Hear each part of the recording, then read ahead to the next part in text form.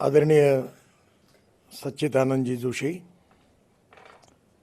Doctor Upadhyay ji, इस किताब के विशेष रूप से जिन्होंने अपने अनुभव कथन पर ही लिखा है, ऐसे मेरे मित्र डॉक्टर ज्ञानेश्वर मूले, श्री राम गोपाल शर्मा जी, उपस्थित सभी मान्यवर भाई और बहनों। वैसे ज्ञानेश्वर मूले जी का मेरा परिचय काफ़ी दिनों से है। जब वो फॉरेस्ट डिपार्टमेंट में अधिकारी के रूप में कार्य कर रहे थे और विशेष रूप से उन्होंने पासपोर्ट के संबंध में बहुत अच्छा कार्य किया, उसकी जानकारी मिलने के बाद उनके प्रति मेरी मन में बहुत अच्छी प्रतिमा उनके बारे में निर्माण हुई। और एक महत्वपूर्ण बात यही है कि उनका जन्म, बचपन जो है वो सांगली ज़िले में बीता और बाकी का जीवन कोल्हापुर ज़िले में रहा। महाराष्ट्र के बारे में मैं अक्सर इस बात में बहुत अभिमान रखता हूँ कि साहित्य, संस्कृति, कला, इतिहास, विरासत और संस्कृति, इसके बारे में बाकी राज्यों के बारे में मुझे कुछ कहना नहीं है, पर महाराष्ट्र और बंगाल, इन दो राज्यों में उसकी एक अलग प्रतिमा है। और साहित्य और संस्कृति में जो विचार व्यक्त होते हैं, वो विचार भविष्य के पीढ़ियों के लिए संस्कार के रूप में उपयोगी होते हैं। और इसलिए किसी भी व्यक्ति के जीवन में एक महत्वपूर्ण बात होती है कि उसके बचपन में उसके माता और पिता कैसे हैं और उसको जो टीचर्स मिले वो कैसे हैं, और शुरुआत के समय में उसके मित्र हैं, उसके गाइड एंड फिलोसोफर कैसे हैं, उसके ऊपर उस व्यक्तित्व की पर्सनैलिटी का एक जड़न घड़न उससे बनता है। मूले जी के बारे में एक छोटा सा कॉन्ट्रडिक्शन है कि वो सरकारी अधिकारी होने के बाद अच्छे कवि कैसे हैं क्योंकि वो एक प्रशासनिक यशस्वी अधिकारी है और साहित्यिक और कविता दोनों के प्रति रुचि रखते हैं। उसमें और एक अच्छी बात है कि प्रशासकीय क्षमता के साथ संवेदनशील अधिकारी होते हुए, कार्यक्षम अधिकारी होते हुए, उन्हें स्वाभाविक रूप से जो परिस्थितियां होती है उससे सीख कर लिखने की आदत भी है। कभी कभी एक बहुत बड़ी समस्या होती है, that is image versus reality and ground reality versus perception. तो मेरे मन में, मैं मंत्री होने के पहले एक प्रतिमा थी कि ये फॉरेस्ट सर्विस कमीशन के अधिकारी, यानी बहुत मज़ा है, बहुत अच्छी मज़ा है। मर्सिडीज़ गाड़ी होती है, बंगला होता है, कोई पूछता नहीं किराया कितना है। यहाँ दिल्ली में क्वार्टर में रहना पड़ता है, वहाँ बहुत बड़ा बंगला होता है और गाड़ियाँ बड़ी बड़ी होती है। तो मुझे लगता है कि ये बहुत मौज करते हैं, बहुत अच्छा है। मैं जब देख रहा था, जब कभी मुझे मौका मिला, पर मंत्री बनने के बाद मेरे ध्यान में आया कि एम्बेसडर का सही मतलब क्या है। जब हम कहते हैं कि नॉलेज ये पावर है, तो अलग अलग देशों में जो इनोवेशन है, जो साइंस है, जो टेक्नोलॉजी है, जो रिसर्च है, वहाँ का एजुकेशन है, ट्रेड और बिजनेस है, एक्सपोर्ट और इंपोर्ट है, इन सब बातों में काफ़ी बड़े प्रमाण पर हमारे एम्बेसडर बहुत महत्वपूर्ण भूमिका निभाते हैं। अगर एक छोटा सा कोई मटेरियल अगर हमको सस्ते में मिलता है तो देश का करोड़ों रुपए का फ़ायदा होता है। और हमारे देश का कोई बड़ा एक्सपोर्ट ऑर्डर मिलता है तो देश में कितने लोगों को एम्प्लॉयमेंट मिलता है। तो एम्बेसडर जो होता है वो स्वाभाविक रूप से उसका काम देश के विकास के लिए, देश के भविष्य को बनाने के लिए बहुत उपयोगी होता है। पर सरकार में जो अलग अलग प्रकार की सर्विसेज हैं, उसमें काम करने वाले अलग अलग प्रकार के अधिकारी हैं, क्योंकि जैसे व्यक्ति होते हैं वैसे उनका एटीट्यूड और अप्रोच भी होता है। हमारा जो लोकतंत्र खड़ा है उसमें 4 इंपॉर्टेंट पिलर हैं। एक independent, impartial and fair judiciary. दूसरी बात जो इम्पॉर्टेंट है वो हमारी एग्जीक्यूटिव विंग, यानी हमारी प्रशासकीय क्षमता रखने वाले अधिकारी जिनको इम्प्लीमेंटेशन की जिम्मेदारी है। और तीसरी लेजिस्लेटिव विंग जो जनता से चुनकर आती है, राज करती है। और इन सब बातों को मजबूत करने के लिए एक मीडिया, उसका रोल उतना ही इम्पोर्टेंट होता है। और चारों विंग में चारों पिलर अच्छा काम करते हैं तो लोकतंत्र में गुणात्मक परिवर्तन होता है, प्रगल्भ भी बनता है, संवेदनशील भी बनता है और स्वाभाविक रूप से उसके कारण वर्ल्ड में हमारी प्रतिष्ठा भी बढ़ती है। मुड़े जी के बारे में एक बात अच्छी है कि अच्छे प्रशासनिक अधिकारी होने के बाद भी साहित्य और कविता की एक उनको दृष्टि होने के बाद में भी एक संवेदनशील अधिकारी और कार्य विमुख और कार्य तत्पर अधिकारी, ये सब बातें इसमें इकट्ठा हुई है। मैं अक्सर एक बात कहता हूं कि there is a difference between letter and spirit. कुछ लकीर के फकीर होते हैं, जो लिखा हुआ रहता है वो इंटरप्रेट करते हुए ऐसा ऐसा होगा, but there is a difference between letter and spirit. Actually Keshavananda case में सुप्रीम कोर्ट ने भी भारतीय संविधान के बारे में एक बहुत अच्छा निर्णय दिया है और उन्होंने कहा है कि there is a difference between letter and spirit. Spirit of the constitution is very important और इसलिए स्वाभाविक रूप से प्रशासकीय कार्य क्षमता रखने के बाद नियमों के आधार पर स्पिरिट को समझना और समझते हुए लोकाभिमुख कार्यों के लिए निर्णय करना, ये बहुत महत्वपूर्ण है। गांधी जी अक्सर ये कहते थे कि कानून का पालन तो होना ही चाहिए। मैंने आज तक जीवन में किसी अधिकारियों को कानून तोड़ने के लिए कहीं नहीं कहा। मैं कहता हूं break the law up to the last limit of breaking point,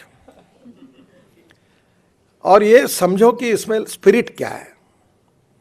और दूसरी बात गांधी जी ने कही है कि जब आपको ऐसा लगेगा कि आपका कोई भी निर्णय करने के लिए ये निर्णय गरीब व्यक्ति के हित में, जो शोषित है, पीड़ित है, दलित है, सामाजिक आर्थिक शैक्षणिक रूप से पिछड़ा हुआ है और उस व्यक्ति से इससे न्याय मिलने वाला है, तो इस न्याय को, इस कानून को अगर आपको तोड़ना पड़ेगा तो आप जरूर तोड़िए, क्योंकि उसमें उसका हित है।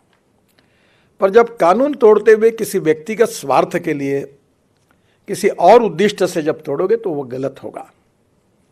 मुझे एक बहुत अच्छा अनुभव आया। मैं महाराष्ट्र में मंत्री था और अमरावती जिले में एक मेड़घाट तहसील थी और वहाँ 2500 बच्चे कुपोषण से मर गए और वो मरने के बाद काफ़ी वर्ल्ड लेवल पर काफ़ी हाहाकार मचा। आपको याद होगा, ये 96-97 की बात थी। तो हमारे मुख्यमंत्री जो थे मनोहर जोशी, वो मुझे कहते थे कि नितिन, ये कैसी स्थिति है, ये मेड़घाट में 450 गाँव है, एक भी गाँव में रास्ता नहीं है, ये लोगों का कैसे होगा। तो फिर वो बार बार, मैं भी पीडब्ल्यू मिनिस्टर था, मीटिंग करवाता था और फॉरेस्ट एंड एनवायरनमेंट के चीफ कॉन्जर्वेटर ऑफ फॉरेस्ट आते थे और 4 से 5 बार मनोहर जोशी उनको कहते थे। एक बार उन्होंने कहा, जब मैं सुन रहा था, उन्होंने कहा की तुम्हाला काहीच वाटत नाही का, इतकी लोक मेली, इतक्या गावात रस्ते नाही, मुलं शाळेत जात नाही, तुम्ही काम नहीं करू देत, आपको कुछ भी नहीं लगता। 2500 बच्चे कुपोषण से मर गए, बच्चे स्कूल में नहीं जा सकते, वहाँ के किसान हैं, उनका उपज मार्केट में नहीं जा सकती, इलेक्ट्रिक की लाइन वहाँ नहीं गई, सब काम आपने रोक दिया फॉरेस्ट एनवायरनमेंट एक्ट के आधार पर, आपको इसका कुछ भी नहीं लगता आपको। तो चीफ कॉन्जर्वेटर ऑफ फॉरेस्ट ने कहा कि sir, I am very sorry, पर मुझे आपको जवाब देना है तो यही है कि I am helpless, I can not do anything. तो मनोहर जोशी जी आगतिक हो गया। तो एक कुलकर्णी करके कमिश्नर थे, वो भी बड़े सुसंस्कृत और अच्छे अधिकारी थे। तो फिर मेरे से रहा नहीं गया, तो मैंने कहा सर, ये तुम्हारे बस का काम नहीं है, ये ऐसे काम में मैं बहुत माहिर हूँ, तो एक काम करो, ये मेरे ऊपर छोड़ दो, मुझे कोई चिंता नहीं क्या परिणाम होते हैं और मैं ये काम करूँगा। आपको संभव हुआ तो मेरे पीछे खड़े रहो, नहीं रहा तो फर्क नहीं पड़ता, मेरा गया तो गया पद, चिंता नहीं। मैं गया। एक मर्चेंट नाम के दरियापुर में, परतवाड़ा में रहते हैं, मुस्लिम अधिकारी, सुपरिटेंडिंग इंजीनियर थे। मैं राजदूत पर, उस समय राजदूत थे, उसमें पूरे जगह पर घूम कर आया, कोई रोड नहीं। तो मैंने कहा तुम एक फाइल तैयार करो और फाइल तैयार करने के बाद मंत्रालय में भेजो। वो ऐसे थे, बहुत अच्छे अधिकारी, अभी भी है वो फाइल मुंबई में आई और फिर आकर वो फॉरेस्ट के ओपिनियन, इसके ओपिनियन होने के बाद आई, वो मेरे पास आई और मैंने उसमें लिखा कि मानव अधिकार की दृष्टि से इन लोगों को गांव में जाने के लिए रोड नहीं है, ये दुर्भाग्यपूर्ण है। ये उनका सामाजिक, आर्थिक और शैक्षणिक शोषण है और इसके लिए परमिशन नहीं देना गलत बात है। और इसलिए मैं मंत्री होने के नाते ये निर्णय देता हूँ कि एक्ट कुछ भी कहे, मैं ऐसे आदेश देता हूँ कि यह 450 गाँव में रोड बनने चाहिए और इसके बाद एक्ट के आधार पर कोई अगर इसकी रिस्पॉन्सिबिलिटी फिक्सअप होगी तो मैं जब तक मंत्री हूँ तब तक और उसके बाद में भी ये व्यक्तिगत मेरी जिम्मेदारी होगी और उसके लिए मैं जिम्मेदार रहूँगा। ये लिखकर मैंने तांबे करके, हमारे सेक्रेटरी थे, उन्होंने देखकर उन्होंने कहा कि तुम साहब आपने ऐसे कैसे लिखा। मैंने बोला कोई फ़र्क नहीं पड़ता, मैं राजनीतिक पेशावर नहीं हूँ, जो होगा सो देखा जाएगा। और मैं गया, क्या कहा वो मैं अब नहीं बताऊंगा फॉरेस्ट वालों के लिए क्योंकि वो ठीक नहीं होगा, पर मैंने 450 गांव में रोड बना दिया। और डॉक्टर अलेक्जेंडर हमारे गवर्नर थे, बहुत अच्छे संवेदनशील व्यक्ति थे, मैं उनको हेलीकॉप्टर से लेके गया उद्घाटन के लिए। और वो पहले 5 गांव में जाने वाले थे, फिर वो 20 गांव में गए, 2 दिन वो चिखलदरा रुके थे और वो इतने खुश हुए। और फिर हाईकोर्ट में एक PIL भी हुई, तो कोर्ट ने कहा ये वायलेशन है। तो फिर डिपार्टमेंट आपको सरकारी अधिकारी बोल रहे थे एफिडेविट करना है, मेरा नाम लिखो, जो सज़ा करनी है कोर्ट को मुझे करने दो क्योंकि इट्स माय डिसीजन। गई तो वो डर गए, बोले ऐसा कैसे लिखना चाहिए। मैंने बोला कोई फ़र्क नहीं पड़ता, politics is the instrument of socio economic reform. अगर मैं मंत्री होने के साथ अगर गरीब व्यक्ति को न्याय नहीं दे सकता तो कोई बात नहीं, जो होगा सो देखा जाएगा। वो आज रास्ते पूरे हुए, वहाँ स्वाधीनता मिली, वहाँ बिजली, ऐसी तो हालत थी कि एक केवल बिजली का आंकड़ा ऊपर करना था, वही इन्वायरमेंट एक्ट ने उसको स्टॉप किया था। मैंने बोला कहा बताओ मेरे हाथ से कार्यक्रम करो, मैं कहा लगाना है मैं करा देता हूँ। ये जो संवेदनशीलता थी, ये जो लोकाभिमुख थी, कि जिसको हम लोग अक्सर कहते कि मनसा सततम स्मरणीयम वचसा सततम वदनीयम लोकहितम मम करणीयम। आइदर इट इज पॉलिटिक्स और सोशल वर्क और is even administration, it is the instrument of socio economic transformation.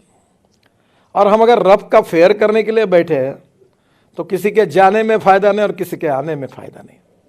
We need to do something for the people, और यही संविधान का स्पिरिट है।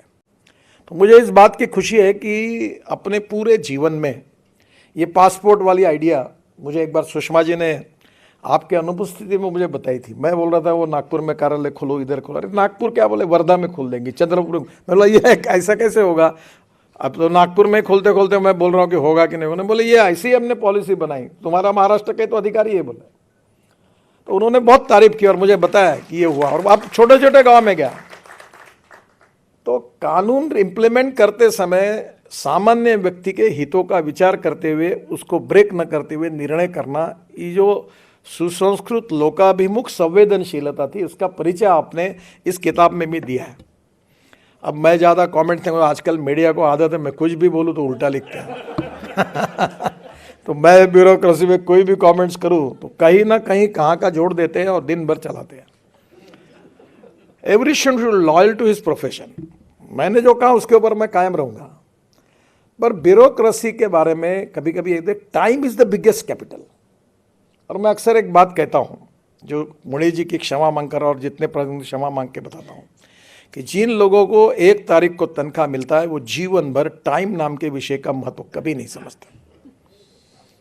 मैं बिजनेस मैनेजमेंट में फाइनेंस हूँ, पढ़ा हूँ और बहुत कर्जा ले चुका, धंधा पानी कर चुका हूँ। तुमने एक एक फाइल पर 15-15 दिन लेट करने से कितना चूना लग जाता है, इसका व्यक्तिगत जीवन में भी अनुभव लेता हूँ और बाकी कॉन्ट्रैक्टर को बर्बाद होते हुए मैंने देखा है। Only the problem is not taking decision is the best decision. आपको जो लगता है वो लो ना, रिजेक्ट करना रिजेक्ट करो, पास करना पास करो। अभी प्रधानमंत्री जी ने आदेश दिया कि कोई भी फाइल 4 लेयर के ऊपर नहीं जाएगी। मैंने नोट बनाकर सेक्रेटरी को दिया, 4 लेयर पर दो, कितने लेयर हैं, जो करना है वो निर्णय करो। Problem time is the big problem, और टाइम के कारण फिर लोगों को तकलीफ होती है। आपके डिसीजन क्या होता है इससे नहीं होती। और इसलिए इसका जब महत्व होता है जब अधिकारी संवेदनशील हो, दूसरों के व्यक्ति के भी पास जाकर उसके सुख दुख को समझने की कोशिश करनी चाहिए। मैं जब मंत्री बना तो करीब 406 प्रोजेक्ट 3,85,000 करोड़ के स्टॉल प्रोजेक्ट थे, बंद पड़े थे, और बैंकों में 3 लाख करोड़ का एनपीए हुआ था।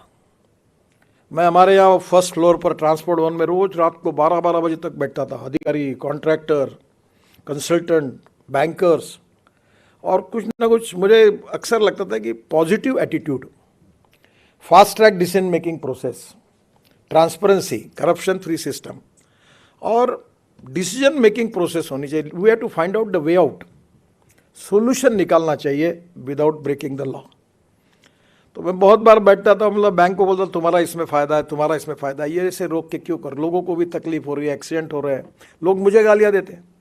एक बार मैंने एक अधिकारी को कहा कि तुम्हारा नाम क्यों नहीं लिखते रोड पर, गड्ढे भाई इतने, तो मैंने नियम बनाया कि रोड पर सब डिप्टी इंजीनियर सबके नाम लिखो कि ये रोड में गड्ढे है, तो मैं मेरा ही पुतला क्यों फूके लोग, आपका भी फूके। अगर आप लोग जब मेरे लिए करेंगे तो फिर आपकी भी जिम्मेदारी है ना। मैं मजाक में उनको कहा कि आपका भी कल लोग आपको भी पूछेंगे, नहीं तो तुरंत कुछ हुआ तो लोग बोलते कि क्यों ऐसा क्यों हुआ। तो शरद जोशी करके हास्य व्यंग्य के कवि थे, मेरे बहुत फेवरेट कवि थे, और आज भी मुझे कभी समय मिलता है तो मैं उनकी कविताएं सुनता हूँ। भोपाल के थे, और आपकी जो कविता है वो शरद जोशी जी की कविता को याद करने वाली बात है। बहुत अच्छा व्यंग्य करते थे। उनकी एक पोस्ट ऑफिस करके कविता है, एक उनकी कांग्रेस करके कविता है। पोस्ट ऑफिस कविता बहुत अच्छी थी। वो बोलते अगर अंग्रेज पोस्ट ऑफिस नहीं खोलते, अगर हम खोलते तो क्या होता। तो बोलते पहले एक व्यक्ति पोस्ट ऑफिस आता, आने के बाद काउंटर पे जाता, बोलता मुझे चिट्ठी लिखना है। तो उससे सवाल पूछता क्यों लिखना है, आवश्यक है क्या, क्या कारण है, बहुत इमरजेंसी है क्या। फिर बड़े मुश्किल से वो परमिशन देकर एक चालान देता हाथ में, मैं चालान भरता। चालान भरने के बाद मैं ट्रेजरर के पास, कैशियर के पास जाता, उसको चालान जमा करता। चालान जमा करने का बाद क्या है, क्यों चिट्ठी लिख रहे हो, अरे भाई चालान दिया। चालान देने के बाद वो मुझे पोस्ट कार्ड देता, मैं घर आता, चिट्ठी लिखता, और जब मैं पोस्ट ऑफिस के सामने लाल डिब्बे के सामने जाता तो एक सिक्योरिटी गार्ड खड़ा रहता, ए क्या कर रहा है, नहीं चिट्ठी डाल रहा हूँ, चल चाय पानी के पैसे ला। तो बोले मैं चिट्ठी डालता। डालने के बाद, चिट्ठी के बाद उसका जवाब आता, चिट्ठी तो वर्णन तो बहुत बड़ा है, और चिट्ठी आता, जवाब आता है, तो मुझे पता चलता है कि पोस्ट ऑफिस में जवाब आया है। तो मैं जाता, तो वो बोलता अच्छा जवाब आया है, पर तुम शरद जोशी हो, इसका मतलब क्या है, तुम ही हो क्या और कोई हो, जाओ पहले एफिडेविट करके लाओ कि मैं शरद जोशी हूँ और कोई नहीं हूँ, तब चिट्ठी तुमको मिलेगी। फिर वो एफिडेविट करता, एफिडेविट करके देता, और ऐसा करके उन्होंने आखिरी में वर्णन किया है कि वो चिट्ठी का जवाब लेकर मैं घर आता तो लोग बोलते क्या कहा जोशी जी की पहुंच है, चिट्ठी भी लिखी, जवाब भी आया, अरे इनका तो बहुत बड़ा लगा। वो प्रशासनिक पद्धति पर किया हुआ व्यंग्य है। सभी ऐसा है, ऐसा भी नहीं है, पर वो जैसे मेटल जो होती है गुड कंडक्टर ऑफ इलेक्ट्रिसिटी, वैसे प्रशासन भी लोकाभिमुखता और संवेदनशीलता का गुड कंडक्टर होना चाहिए। और वो मोड़े जी कहे, इसलिए उनके पूरे किताब में एक लोकाभिमुख संवेदनशील अधिकारी का भावना एक प्रकार से व्यक्त हुई, इसीलिए किताब महत्वपूर्ण है। और उनका जो अनुभव है वो इसलिए महत्वपूर्ण है कि अनुभव से बहुत सीखने के लिए मिलता है। सीखने का पेटेंट किसी के पास नहीं है। मैं अक्सर लोगों को कहता हूँ कि मैं भी बहुत सामान्य व्यक्ति हूँ, और आज भी मैं फुटपाथ पर खाने वाला, थर्ड क्लास में पिक्चर देखने वाला और नाटक पीछे से देखने वाले लोगों में से बड़ा हुआ हूँ। तो मुझे वो जीवन बड़ा अच्छा लगता है। जेड प्लस सिक्योरिटी गार्ड अड़चने आती है तो मैं सबको रात को छोड़ने के बाद फिर निकल जाता हूँ फुटपाथ पर, क्योंकि वो मैं वहाँ अक्सर मुझे मेरी औकात की याद दिलाती है। जो मेरी जो कविता थी वो बड़े अच्छी लगती है। तो एक इम्पॉर्टेंट बात यही है कि आपके जीवन में इन सब अनुभव के साथ आपका जो अनुभव आया, विदेशों में आया है, रशिया का अनुभव आपने आया, आप और इसमें लिखिए। मैं इस विषय पर बहुत कुछ थोड़ा बहुत, मैं इतना तो विद्वान नहीं हूँ और मुझे उतना टाइम ही नहीं मिलता, पर साम्यवाद, समाजवाद और पूंजीवाद, ये तीनों बातों में हमारे देश में बहुत बड़े बड़े लोगों ने काम किया है। एक समय समाजवादी और कम्युनिस्ट रहना यानी गौरव का विषय रहता था। मैं चाइना में गया था, बीजेपी के प्रेसिडेंट के रूप में मुझे कम्युनिस्ट पार्टी ऑफ चाइना ने इनवाइट किया था।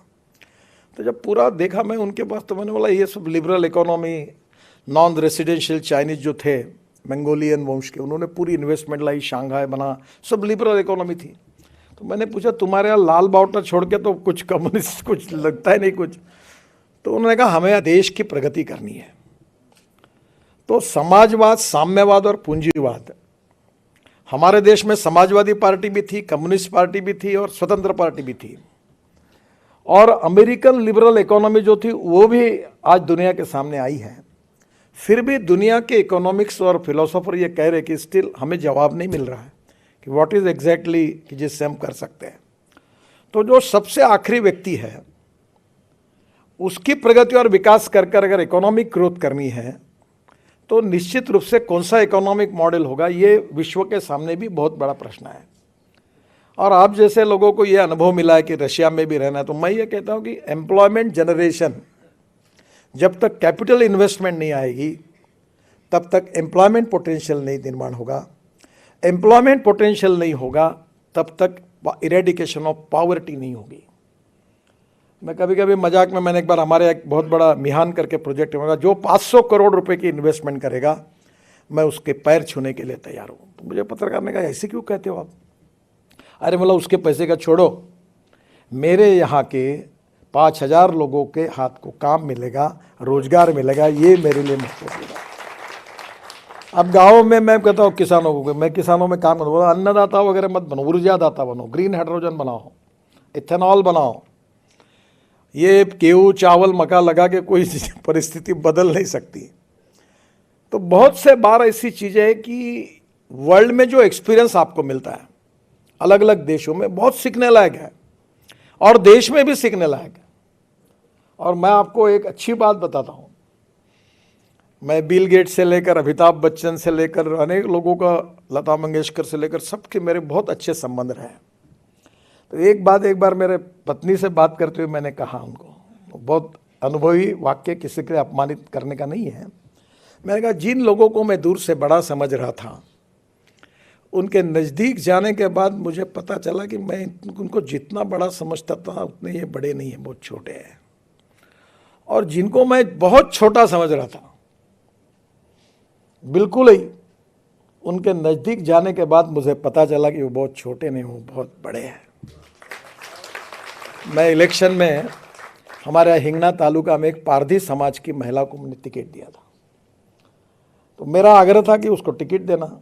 सब पार्टी के लोग मुझे आकर कहे कि आपने दिया है तो हमें कुछ कहना नहीं है, पर यहाँ तो ट्राइबल कम्युनिटी में ये कम्युनिटी बहुत कम है, ये चुनाव नहीं जीता जाएगा। सब मेरे ओपिनियन के विरोध में थे और मैं उस महिला को टिकट देना चाहता था। तो मैंने थोड़ा सी गलती की, मैंने उसको 10,000 रुपये दे दिया और कहा कि काम को शुरू कर दो, उसको एश्योरेंस दे दिया। और बाद में जब ये सब लोग मेरे विरोध में गए, जो मैंने एक्सपेक्ट नहीं किया था, तो मेरा स्वभाव था कि जब पंचों की राय, अब सभी लोग मेरे विरोध में हैं, तो मैंने कहा ठीक है बदल दो टिकट। तो मैं धर्म संकट में आया और मैंने उनको घर बुलाया और मैं लिटरली दारू की भट्टी, हाथ भट्टी चलाने वाली महिला थी। मुंडे साहब तब गृह मंत्री थे, हम गए थे तब उनके ऊपर अटैक हुआ था, उस समाज की थी।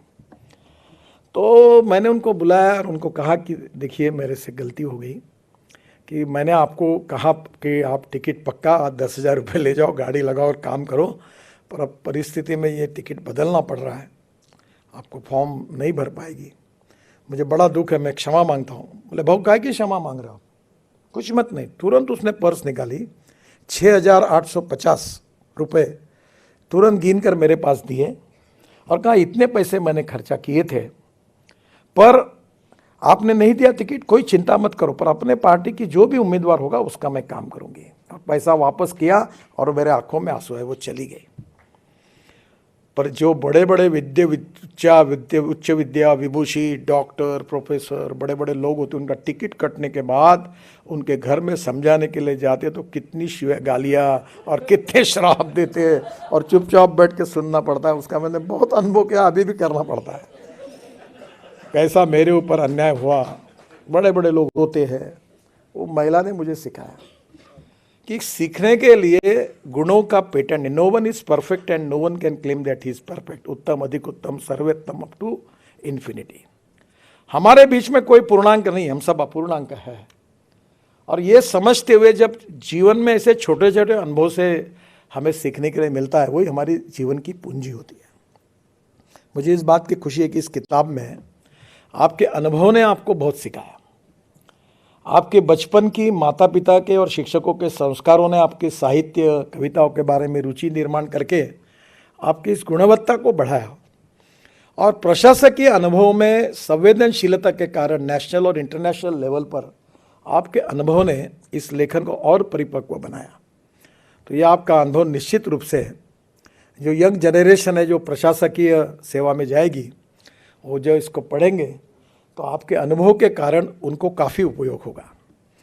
मैं वैसे भी आपके प्रति बहुत आदर और सम्मान रखता हूँ और इस किताब के निमित्त निश्चित रूप से इसका अनुवाद भी बहुत अच्छा हुआ है, अभी मैडम ने कहा और सच्चिदानंद जी ने भी कहा है।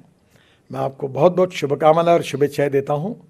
और एक प्रशासकीय अच्छे अधिकारी का जो लोकाभिमुख है, संवेदनशील है, कवि है, साहित्यिक है और उसके साथ भी कार्य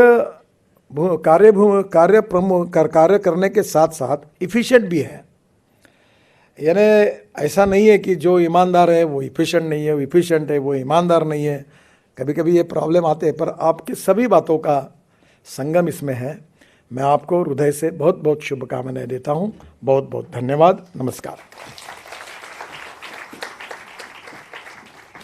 बहुत बहुत धन्यवाद सर।